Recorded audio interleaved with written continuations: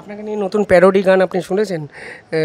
অনির্বাণ ভট্টাচার্যের মতো শিল্পী আপনাকে নিয়ে গান করেছে, গরুর দুধে সোনা।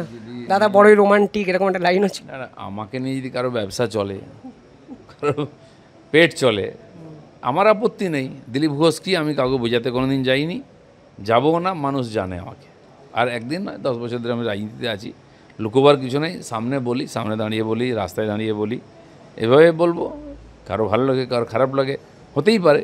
কেউ সেটাকে অন্যভাবে নিয়েছে।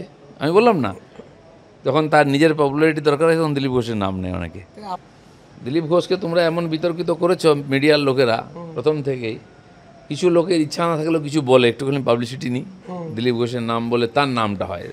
সে মরে গেছে কি বেঁচে আছে লোকে ভুলে গেছে, কিন্তু দিলীপ ঘোষকে নাম নিলে বোঝা যায় যে হ্যাঁ রে, ওটা তো মালটা বেঁচে আছে এখনও। এরকম কিছু লোক থাকে মিডিয়াতেও। অনেক মিডিয়া আছে যারা অনেক দিন ধরে ঢিলে যাচ্ছে, তো আমার একটা ইন্টারভিউ চায় একটুখানি টিআরপি বাড়াবার জন্য। তো ঠিক আছে, পরস্পরের প্রয়োজন আছে। মিডিয়াকে আমার প্রয়োজন, আমাকে মিডিয়ার প্রয়োজন আছে, দুজনকে দুজনের প্রয়োজন আছে।